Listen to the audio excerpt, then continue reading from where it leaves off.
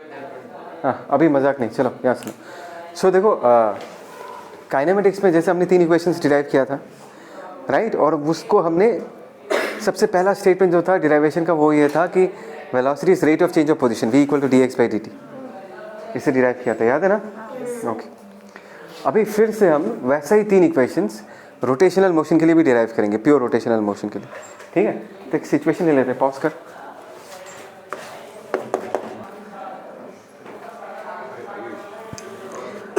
Okay चलो यहाँ सुन। देखो वी हैव कंसिडर्ड हियर एक रिजिड बॉडी, हमने एक रिजिड बॉडी कंसिडर किया है, ठीक है?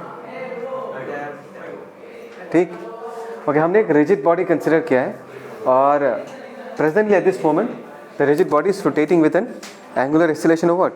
अल्फा। अच्छा, एक रिजिड बॉडी को रोटेट करने के लिए हमको टॉर्क लगाना पड़ता है। टॉर्क और अल्फा का रिलेशन क्या है? Tau equal to I alpha, just like F equal to M A, याद है ना? Okay fine.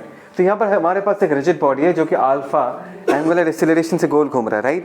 And as because इसके पास एंगुलर एक्सीलरेशन है, इसका मतलब ये है कि इसका जो एंगुलर वेलोसिटी होगा omega, that is going to change with time. मैंने यहाँ पर omega as a function of time लिख के रखा है, ठीक है?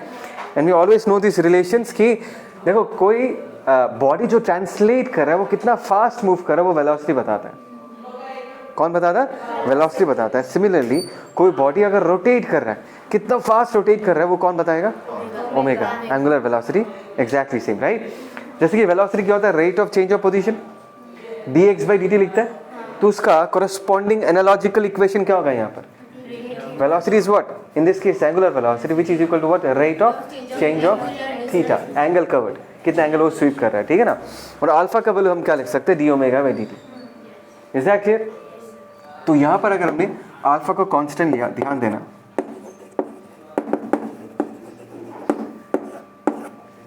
इंटीग्रेट कर सकते हैं। लेट अस से एट टाइम 0 ओमेगा 1 0, या तुम ओमेगा इनिशियल भी लिख सकते हो।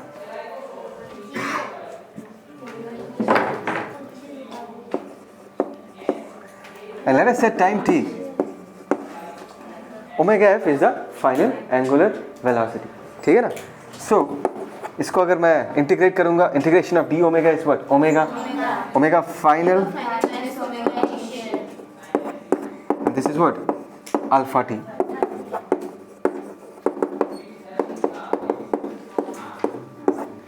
है ना? This is of the form v equal to u plus at, है ना? ओके अभी तो ये तो एक रिलेशन हो गया। दूसरा यहां पर देखते हैं,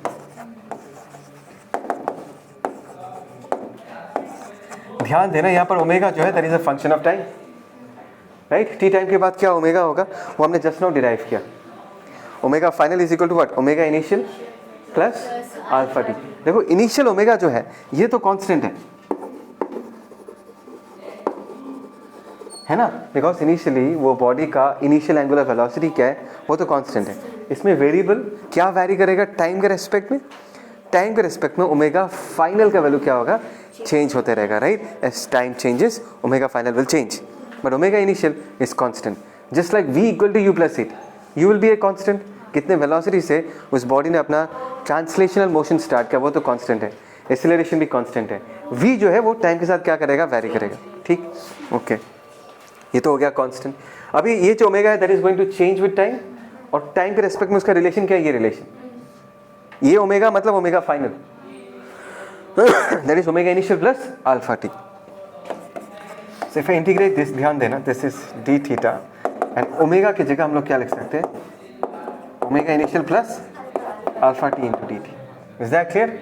इसको मैं यहाँ पर करता हूँ। ओके लेट अस से at time t equal to 0 angle covered is 0, है ना? 0 degree. let us say after the time t the angle covered is what? Theta, मतलब कितना एंगल स्वीप कर चुका है? थीटा एंगल स्वीप कर चुका है, ठीक है? सो यहाँ पर अगर हम लिमिट्स पुट करें तो क्या आएगा? थीटा माइनस 0, और यहाँ पर ध्यान से देखो, अगर हम मल्टीप्लाई करते हैं, ओमेगा इनिशियल कांस्टेंट है, यहाँ पर सिर्फ इंटीग्रेशन ऑफ dt बचेगा, और यहाँ पर क्या होगा? अल्फा कांस्टेंट है, इंटीग्रेशन ऑफ क्या हो जाएगा? dt। कोई डाउट? ओके टाइम का लिमिट्स क्या होगा? ठीक, okay. So in this case theta that is equal to omega into T plus half alpha t square. This is similar to the formula. S equals to UT plus half AT square. है ना, ऐसा हो जाएगा, ठीक है। और एक formula आता है v square equal to U square plus twice S. अच्छा, वो डिराइव करते हैं एक बार। वी ऑलरेडी नो कि अल्फा क्या होता है। अच्छा, ऐसा लिख सकता हूँ, याद है ना एक्सेलरेशन का ये रिलेशन था a इक्वल टू v, ये भी एक रिलेशन था v dv by D x. v के जगह ओमेगा, dv के जगह डी ओमेगा, dx के जगह डी थीटा। बात को समझो, x का पार्टनर थीटा, हाँ, u का पार्टनर ओमेगा इनिशियल, v का पार्टनर ओमेगा फाइनल, a का partner alpha. Otherwise equations are exactly same, ठीक है ना। सो ये हो गया alpha. So alpha into D theta यहाँ पर रख देता है, this is omega into D omega. If I integrate them, let us say V square you square, ठीक है, इसको ओमेगा आई दे देता हूँ। इनिशियली ओमेगा आई था, तब डिस्प्लेसमेंट लेट अस से 0 डिग्री था। यहाँ पर अल्फा तो कांस्टेंट है, राइट। थीटा का लिमिट्स, थीटा हमने इनिशियली कितना मान लिया, 0 डिग्री मान लिया। और जब फाइनली ओमेगा का वैल्यू कितना हो गया, ओमेगा एफ, तब हमने थीटा मान लिया। अल्फा कांस्टेंट है, मैंने लिख के रखा है कि अल्फा कांस्टेंट है। अल्फा को हम इंटीग्रेशन के बाहर रख देंगे। इंटीग्रेशन ऑफ डी थीटा क्या आएगा, थीटा। लिमिट्स पुट करूंगा तो थीटा माइनस 0, तो थीटा आ जाएगा, ठीक है ना। Omega into D omega, omega square by 2, और लिमिट्स पुट करूंगा तो omega final square minus omega initial square, ठीक है ना। So finally this is omega final square is equal to omega initial square plus twice acceleration into displacement.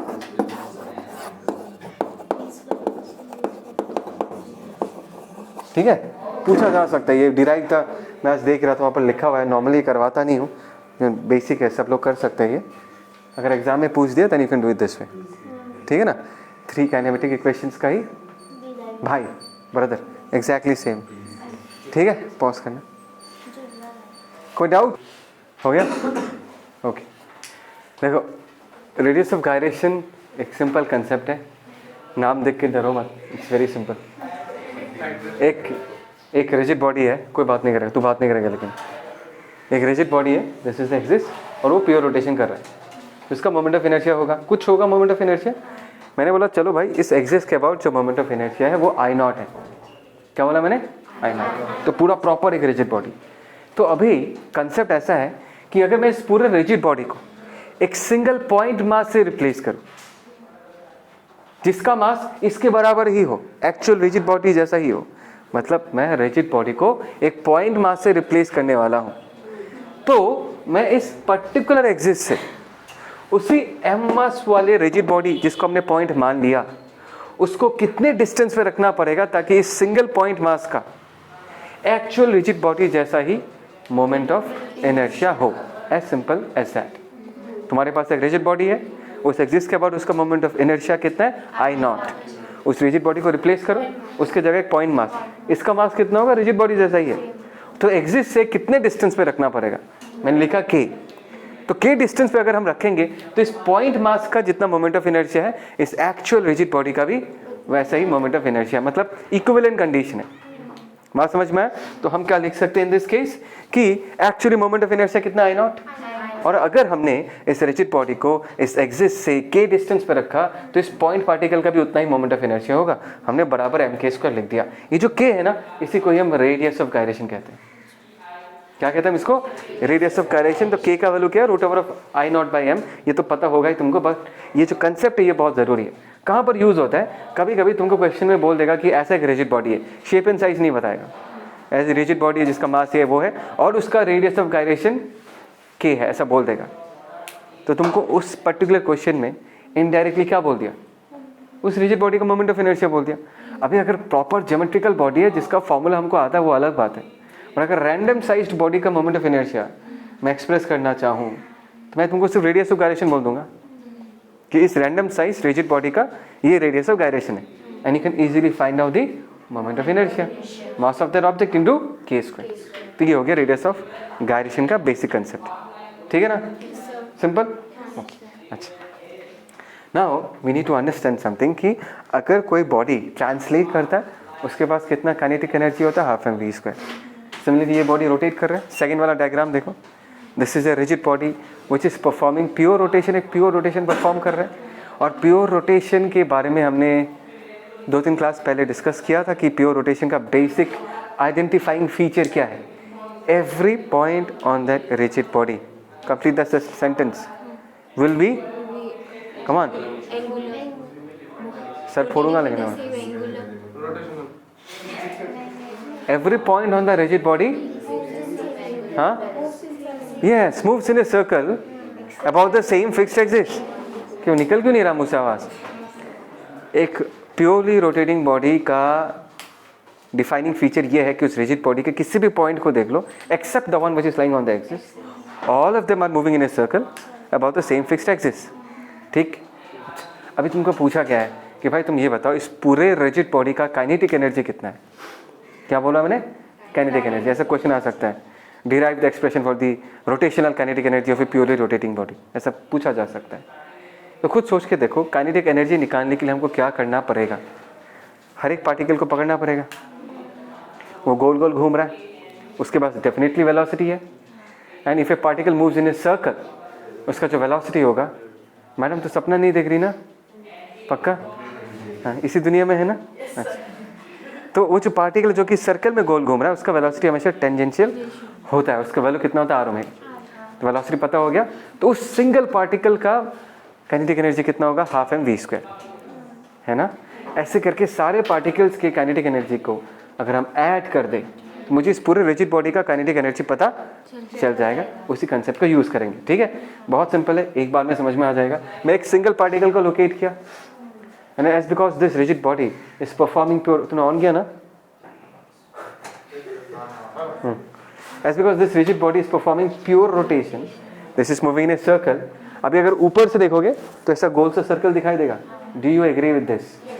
And let us see, omega से घूम रहा है इसका.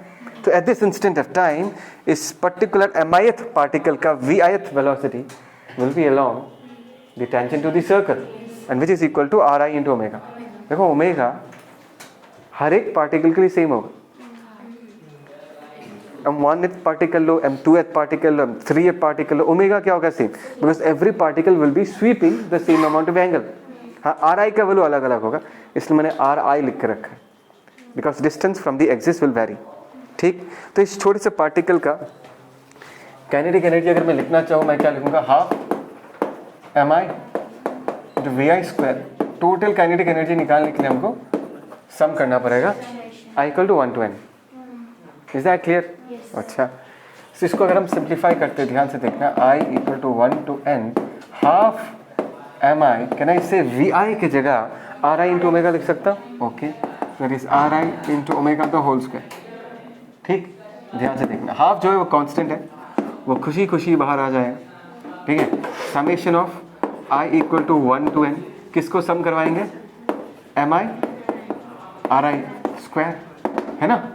M I R I square, उनके नीचे ही आई लगा हुआ है, और ओमेगा जो वो भी क्या है, कांस्टेंट है, उसको हमने यहाँ लिख दिया ओमेगा स्क्वायर. क्या तुम इसको पहचानते हो, summation of M I into R I square? This is the moment of inertia of the entire rigid body. M I into R I square मतलब पार्टिकल वाइज देख रहे, m1 into r1 square plus m2 into r2 square करते जाएंगे, तो मुझे इस पूरे rigid body का क्या मिल जाएगा, इस पूरे रिजिड बॉडी का मोमेंट ऑफ इनर्शिया पता चल जाएगा. सो जो फाइनल काइनेटिक एनर्जी का फॉर्मूला आएगा, that is half M V square होता है. ट्रांसलेशनल मोशन में काइनेटिक एनर्जी का formula half M V square होता है. तो m का भाई रोटेशनल मोशन में कौन है, I है, और v का भाई कौन है रोटेशनल मोशन में, omega. So half M V square, है ना, सेम फॉर्मूला, सिर्फ सिंबल्स बदल गए. फिलोसॉफी तो वही रहा फॉर्मूला का, half I omega square, m की जगह i और v की जगह ओमेगा. समझ में? तो ये और एक डेरिवेशन आ सकता है. This is the kinetic energy of A purely rotating rigid body. कोई डाउट? ठीक, पॉज. तो फर्स्ट थिंग देखो, एक्चुअली क्या है, एंगुलर मोमेंटम में अभी नहीं पढ़ा था, एक्चुअली प्रॉब्लम्स कराता हूँ उसके बाद पढ़ा था, बट एज बिकॉज हमारा सब्जेक्टिव है तो ये पढ़ा के रख रहा हूँ, क्योंकि तो पूछा जा सकता है, ठीक है ना, समझ जाओगे, कोई डिफ़िकल्ट चीज़ नहीं है, ठीक है। अच्छा, वी ऑल एग्री कि अगर कोई बॉडी ट्रांसलेट करता है उसके पास लीनियर मोमेंटम होता है, मास इनटू वेलोसिटी बोल के डिफाइन करते हैं हम उसके लीनियर मोमेंटम को। और हमने इस चैप्टर में देखा है कि ट्रांसलेशनल मोशन में जितने सारे फिजिकल क्वांटिटीज़ है उनका एक काउंटर पार्ट हमको रोटेशनल मोशन में भी मिल रहा है। F equal to M A का भाई tau equal to I alpha, half M V square का भाई half I omega square. Similarly एक ट्रांसलेटिंग बॉडी के पास अगर लीनियर मोमेंटम आता है होता है तो एक रोटेटिंग बॉडी के पास एंगुलर मोमेंटम भी होता है, राइट। एक पार्टिकल अगर डिस्टेंस कवर करता है, वेलोसिटी के साथ ट्रैवल करता है तो उसके पास लीनियर मोमेंटम होता है। तो अगर रिजिड बॉडी रोटेट करता है तो उसके पास क्या होगा, एंगुलर मोमेंटम, ठीक है ना। अच्छा, एक तो ये कंसेप्ट है। अच्छा, can you tell me what is the basics behind momentum conservation? I am talking about linear momentum.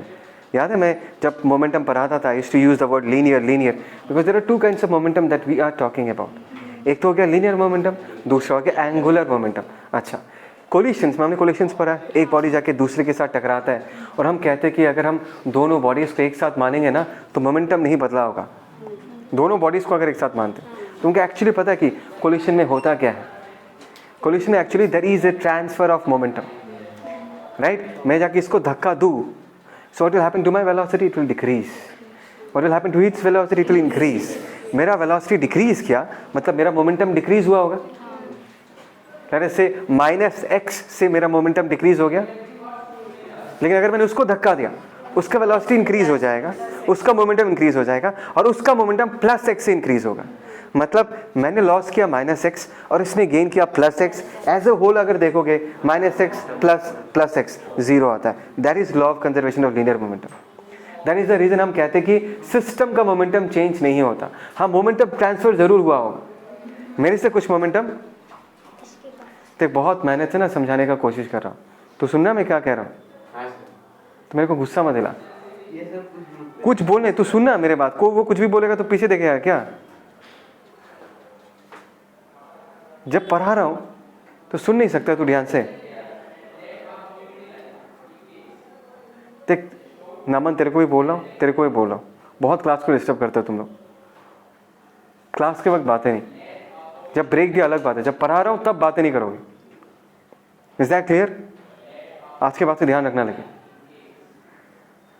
So what I am saying is that, देखो जब कोलिशंस होता है, when you talk about collisions में basically momentum transfer होता है, वो feel करो पहले। दैट इज द रीजन अगर मैं दोनों को पकड़ लूँ, एक का बैंक बैलेंस डिक्रीज हुआ तो दूसरा का बैंक बैलेंस बढ़ा होगा, तो as a whole there is no change in bank balance, दोनों को मिला के, right. There is always a momentum transfer. That means अगर मैंने इसको धक्का दिया और इसके पास मोमेंटम आ चुका है, इसका मतलब है मेरे पास था इसलिए मैं उसको दे पाया। अरे मेरे पास होगा ही नहीं तो मैं दूंगा कहाँ से उसको? ट्रांसफर होगा कहाँ से? Do you agree this line? मैंने क्या बोला? अगर मैं इसको धक्का देने के बाद ये इसके पास मोमेंटम आ जाता है, then you people should agree कि मेरे पास था इसलिए मैंने इसको दिया। इसका मतलब सर मोमेंटम कंजर्व नहीं, मतलब थ्रू आउट वो चेंज होता रहेगा। हाँ, मेरा डिक्रीज होते रहेगा और उसको उतना अमाउंट से ही क्या होगा, इंक्रीज होते रहेगा। As a whole change, as a whole मतलब दोनों को मिला के momentum will be conserve throughout the process, throughout the process. मेरा 10 डिक्रीज हो तो 10 बढ़ेगा, मेरा 20 डिक्रीज हो तो इसका 20 बढ़ेगा। बट एज ए होल देखेगा दोनों को लेके एक साथ, we are the colliding bodies. तो मोमेंटम चेंज हुआ क्या? मेरा कितना घटा? 10, इसका बड़ा कितना? तो चेंज कितना हुआ? 0। If you consider both, right. हाँ, लेकिन मैं एक लाइन में बार बार स्ट्रेस डालना चाहता हूँ कि you people should have the feel कि अगर मैंने इसको धक्का दिया और इसके पास मोमेंटम आया, दैट मीन्स मैंने इसको दिया है, मेरे पास वो मोमेंटम था इसलिए मैंने इसको दिया है, ठीक। सेकेंडली, कोई बॉडी ट्रांसलेट करता है तो उसके पास लीनियर मोमेंटम होता है। कोई बॉडी अगर रोटेट करता है उसके पास क्या होगा? Angular momentum. You all agree with this? मैंने यहाँ पर छोटा सा डायग्राम बना के रखा है, ट्रांसफर ऑफ मोमेंटम, वही चीज़ एक्सप्लेन किया। अच्छा, now let's see this. Now we all have a feel कि अगर कोई बॉडी रोटेट करता है उसके पास एंगुलर मोमेंटम होगा। Do you agree with this? अच्छा, एक रॉड है, सोचो एक स्मूथ ग्राउंड में रखा गया, एक रॉड रखा गया, यहाँ पर एक पार्टिकल है। बात समझ में? इस पार्टिकल को अगर मैं शूट करता हूँ, डेफिनेटली इसके पास मोमेंटम होगा, linear momentum, that is mv। Do you agree with this? और जाके रॉड को यहाँ पर हिट करता है, क्या करता है? रॉड के टॉप पॉइंट में जाके ये पार्टिकल जाके हिट करता है, स्ट्राइक करता है। Now can you visualise common sense apply करो कि टकराने के बाद रॉड कैसे मूव करेगा, रोटेट भी करेगा और आगे भी बढ़ेगा। मतलब it is going to perform combined translational and rotational motion. Do agree with this? देखो इसको प्रूव करने का कुछ नहीं है, ये सिर्फ एक फीलिंग है, तुम विजुलाइज कर सकते हो। टकराने के बाद ये रॉड गोल भी घूमेगा और आगे भी जाएगा। पेन फाइट खेला ही नहीं कहना तुम लोगों ने, तो यही तो करते हो तुम लोग, हिट करते हो। हाँ, अभी कितना ज़्यादा घुमाना है वो डिपेंड करेगा कि तुम कहाँ पर हिट करोगे। ज़्यादा घुमाना है तो एज पे हिट करोगे, है ना। अगर पेन को ज़्यादा, कभी कभी क्या होता है कि डिस्टेंस कम होता है, पेन को ज़्यादा दूर तक नहीं पहुँचाना लेकिन ज़ोर से हिट करना है, तो हम एजेस में हिट करते हैं। एजेस में हिट करने से क्या होता है, बहुत फास्ट गोल घूमता है। लेकिन अगर पेन को दूर पहुँचाना है, गोल भी घुमाना है, तो हम बीच में मारने से तो सीधा जाएगा पूरा। मतलब अगर परफेक्ट कंडीशंस मानूँ तो बीच में पेन को हिट करो तो सीधा जाएगा। थोड़ा इस साइड में मारूंगा तो घूमेगा कम लेकिन जाएगा ज़्यादा। एकदम एज में मारूँ तो घूमेगा ज़्यादा लेकिन जाएगा कम। ठीक है, इन सब चीज़ों के बारे में हम मैथमेटिकली आगे डिस्कस करेंगे। That is not the point I want to explain. What I am trying to explain is that कि अगर मैं इस चीज़ को टिप में हिट करूँ तो ये गोल भी घूमेगा, आगे भी जाएगा। देखो एक चीज़ तो हमको समझ में आता है कि भाई इसके पास भी लीनियर मोमेंटम है ना। बिकॉज अगर ये v से जा रहा है, इसका मास अगर कैपिटल M है, इसको v डैश बोलता हूँ, तो इसके पास इस तरफ लीनियर मोमेंटम p डैश कितना होगा, m into v dash, and that is explainable. ये तो पहले रेस्ट में था, अब इसके पास लीनियर मोमेंटम है। कहाँ से आया भाई? इस पार्टिकल ने दिया है उसको। सुन रहे हो ना मैं क्या कह रहा हूँ? इस पार्टिकल ने दिया होगा, दैट इज द रीजन इसके पास लीनियर मोमेंटम है। बात समझ में आया? ये पार्टिकल लेकिन सीधा मूव कर रहा है। लेकिन इंटरेस्टिंग चीज क्या पता है, ये गोल घूमता है। If anything rotates it will have angular momentum also. That means इस रॉड के पास लीनियर मोमेंटम के साथ साथ एंगुलर मोमेंटम भी आया है। गेटिंग द पॉइंट मैं क्या कह रहा हूँ, right? That is the point I want to explain. Linear momentum आया, सबको समझ में आ रहा है, बट एंगुलर मोमेंटम भी आया है। और किसने दिया है? एक सीधा चलता हुआ पार्टिकल ने दिया है। Now this is a bit complicated because normally हम एक सीधा चलते हुए पार्टिकल को कभी नहीं कहेंगे कि इसके पास एंगुलर मोमेंटम है ना। नॉर्मली हमारा टेंडेंसी क्या होगा, अरे सीधा मूव कर रहा है, ट्रांसलेट कर रहा है, इसके पास क्या होगा, लीनियर मोमेंटम। मैं इस डिस्कशन के थ्रू ये एस्टैब्लिश करना चाहता हूँ कि एक सीधा चलते हुए पार्टिकल के पास लीनियर मोमेंटम के साथ साथ एंगुलर मोमेंटम भी होता है। क्योंकि अगर नहीं होता तो रॉड कैसे घूमता? रॉड घूम रहा है मतलब उसके पास आया है। किसने दिया है? उस पार्टिकल ने दिया है। तो इस बात को फील करो कि ए particle moving in a straight line will also have angular momentum besides linear momentum. But it's very interesting. अगर ये पार्टिकल टिप में हिट नहीं करके रॉड के सेंटर पे हिट करता तो तब तो स्ट्रेट लाइन मतलब ट्रांसलेशनल मोशन होता। In that case, in that scenario हम क्या कहेंगे कि रॉड के पास सिर्फ लीनियर मोमेंटम है, मतलब पार्टिकल के पास भी क्या है, सिर्फ लीनियर मोमेंटम ही है। Now this is interesting.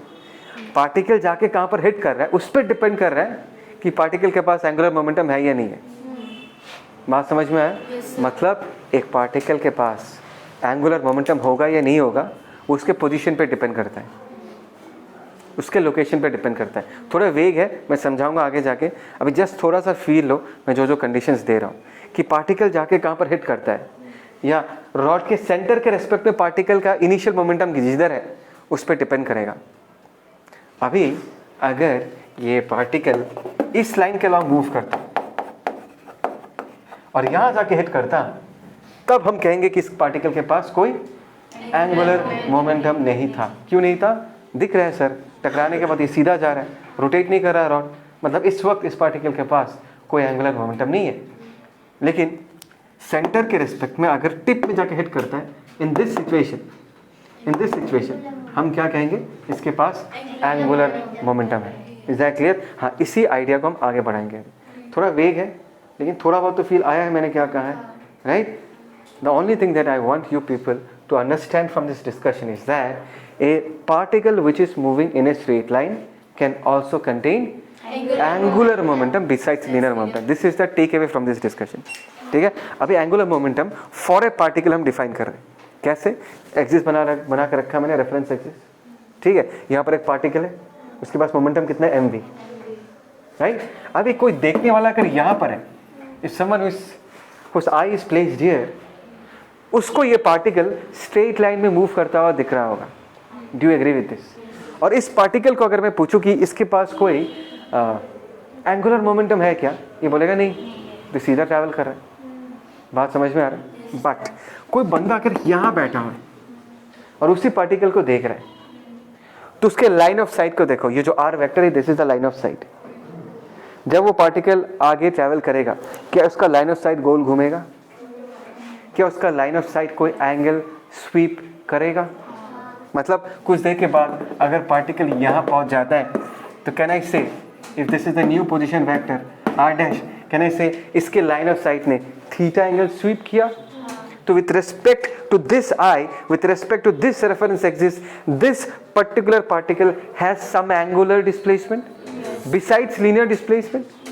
No, do you agree with this? Yes, so sir. that is the reason कि तुम reference axis कैसा choose करते हो, उसके basis पे decide होगा कि क्या उस single particle के पास, जो normally कोई layman बोलेगा कि सीधा travel कर रहा है, उसके पास linear momentum होना चाहिए, क्या उसके पास एंगुलर मोमेंटम भी होगा या नहीं, वो डिफाइन करेगा कि तुमने अपना रेफरेंस एक्सिस कैसा चूज किया। अगर हमने नीचे चूज कर लिया तो वो तो एंगल स्वीप कर रहा है, it is having some angular displacement, that means it will have some angular momentum. लेकिन अगर मैं एक्सिस यहाँ चूज नहीं करके एक्सिस ऐसा चूज कर दूं, दिस इज द ओरिजिन, तब तो नहीं आएगा, वो सिर्फ सीधा चलता हुआ दिखेगा। Do you agree with this? Feel आया? समझ में आया? That is the reason. अगर हम इसको ओरिजिन मानते हैं, यहाँ बैठ के देखोगे तो सीधा आता हुआ दिखेगा, लेकिन यहाँ बैठ के उसको देखोगे तो एंगल कुछ कवर करेगा, ठीक है ना? Okay, now let's move on to define angular momentum for a particle. Angular momentum का सिंबल एल वेक्टर होता है। क्या होता है? L vector, and this is L vector for a particle. सुन रहे हो मैं क्या कह रहा हूँ? ये पार्टिकल है, पार्टिकल के बाद रिजिड बॉडी भी आएगा। बहुत सारे पार्टिकल्स को मिला के हम रिजिड बॉडी बनाते हैं। फिलहाल तो हम लेवल 1 कर लेते हैं, फिर लेवल 2 में जाएंगे, ठीक है ना? तो इसके लिए जो एंगुलर मोमेंटम डिफाइन किया जाता है वो फॉर्मूला है, and that is defined as R vector cross P vector. We all know what is P? Linear momentum. And what is R vector? Yes, कल वीडियो ऑनलाइन वीडियो में मैंने बहुत अच्छे से समझाया था कि आर जो पोजीशन वेक्टर है ना।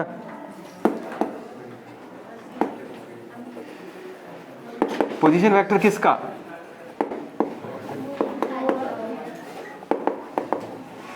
Position vector of particle. अभी हम इसको खोलेंगे, इधर ध्यान से सुनो। ये तो बेसिक वेक्टर फॉर्मूला है। जब हम प्रॉब्लम में सॉल्व करते हैं ना, तो हम इससे भी एक इजी फॉर्मूला यूज करते हैं। इसका एक इजी एक्सप्रेशन है, लिखो मत, ध्यान से सुनो। अभी अगर if I talk about magnitude, इसको अगर मैं खोलूंगा तो क्या मिलेगा? R P sign theta. तो पी को मैं एम वी लिख देता हूँ और आर साइन थीटा को एक साथ लिख देता हूँ। कल भी किया था मैंने ऐसा, एंड आई होप सो तुमको पता होगा कि क्या होगा। अच्छा, मैं थोड़ा सा मिटा देता हूँ इसको।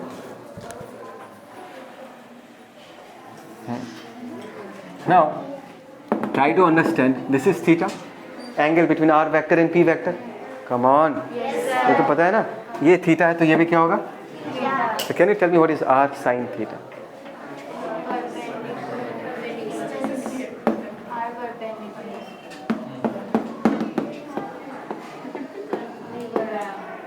किसका लीवर आर्म? एम वी का। M V is a vector. नहीं आया समझ में? देखो ना, ये जो इसका लाइन ऑफ एक्शन ऐसा है ना, मोमेंटम का ऐसा लाइन ऑफ एक्शन, इस लाइन का इस ओरिजिन से परपेंडिकुलर डिस्टेंस। समझ में आया? तो ये हो गया एम वी का लाइन, और ये अगर ओरिजिन हो गया तो परपेंडिकुलर डिस्टेंस क्या होगा? R sine theta. तो ये हो गया लीवर आर्म। तो अभी से हम इस फॉर्मूला को ध्यान से सुनो, कैसे याद रखेंगे? एम वी आर परपेंडिकुलर, मतलब एम वी का जो लाइन है ओरिजिन से उसका परपेंडिकुलर डिस्टेंस जो होगा, that is R perpendicular. Is that clear? बस, दिस इज मैग्नीट्यूड। पॉज करना। समझ में फील आया?